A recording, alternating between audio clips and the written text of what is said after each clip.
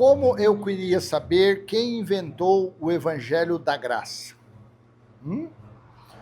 As pessoas falam assim, não, eu não sou religioso, eu não sou pentecostal, eu não sou neopentecostal, eu não sou batista, eu não sou da congregação, eu vivo o Evangelho da Graça. O que significa Evangelho da Graça? Evangelho da Graça.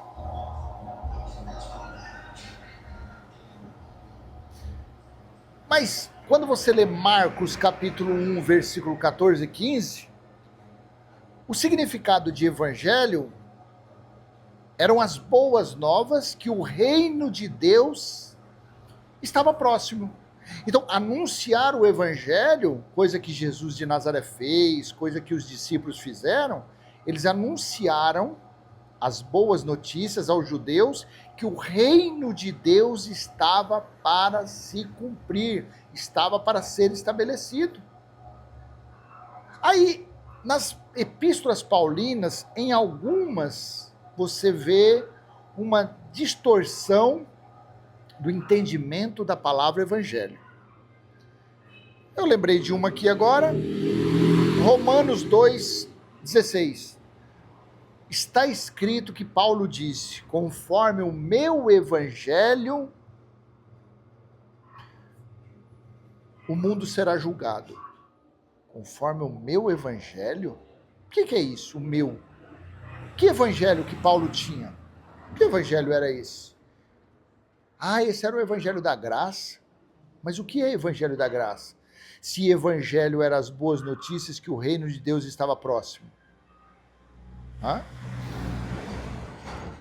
Quando os gentios se reuniam como igreja nos dias de Paulo, eles recebiam o comunicado, eles recebiam a mensagem que o reino de Deus estava próximo, que a volta de Cristo estava próximo, e quando Cristo viesse, ele iria estabelecer o seu reino entre os homens. Que evangelho de Paulo é esse? Se você tiver uma explicação melhor, por gentileza, nos brinde colocando no comentário. Não, o evangelho da graça significa isso, isso, isso, isso. Quem sabe você estará esclarecendo essa dúvida.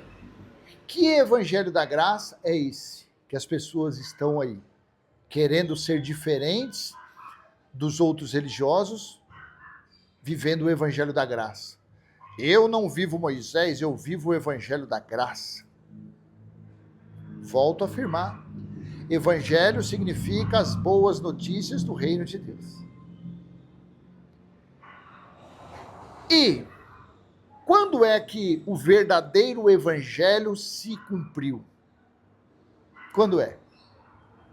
O verdadeiro, não o evangelho da graça, inventado por esses que querem se reunir como igreja, para justificar essas reuniões.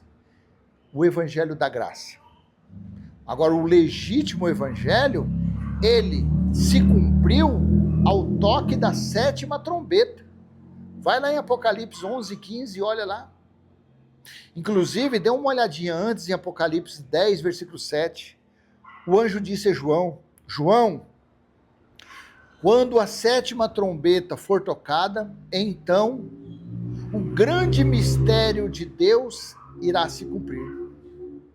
Então, o que acontece? Quando você vai em Apocalipse e você lê esse versículo, você veja bem, foi avisado que quando houvesse o toque da 7ª trombeta, então o grande mistério de Deus iria se cumprir.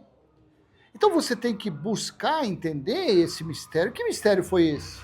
Por quê? Porque você lendo um pouquinho abaixo, em Apocalipse 11:15, o 7º anjo tocou a trombeta e o que aconteceu? O reino de Cristo foi estabelecido. Então aquela promessa do evangelho de Marcos 1, 14 e 15, que era para anunciar que o reino de Deus estava próximo, pronto, ao toque da 7ª trombeta se cumpriu o evangelho. Por isso que quando você lê Apocalipse 14:6, trata-se do evangelho eterno. Por quê? O reino de Cristo foi estabelecido eternamente. entre os homens.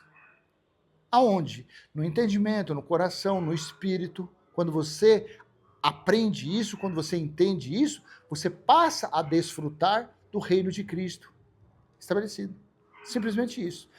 Então, por que essa história de evangelho da graça é uma grande fanfarronice? É um grande engano? Não tem sentido nenhum a pessoa falar, estou vivendo o evangelho da graça. Agora, é o que eu falo, se você puder nos ajudar, coloque aí no comentário qual é o significado de evangelho da graça. Quem sabe, né? A gente vai dar uma reestudada para ver se faltou algum entendimento a mais. Para mim, a conta fecha quando evangelho foi a pregação, o anúncio feito primeiramente aos judeus, que o reino de Deus estava próximo, e depois Paulo anunciou aos gentios que o reino de Deus estava próximo. Né? Ou Paulo não anunciou isso? Ou Paulo quis anunciar o orgulho dele? Paulo quis anunciar ele como sendo evangelho? Paulo quis anunciar as palavras dele, os ensinamentos dele como evangelho? Né? Vai saber.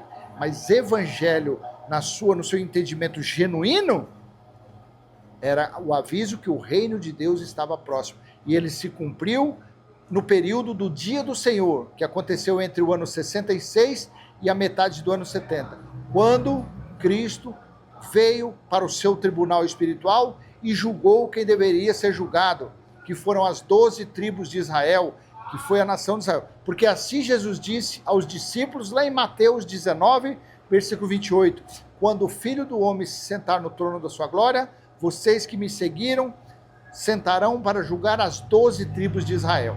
Tá ok?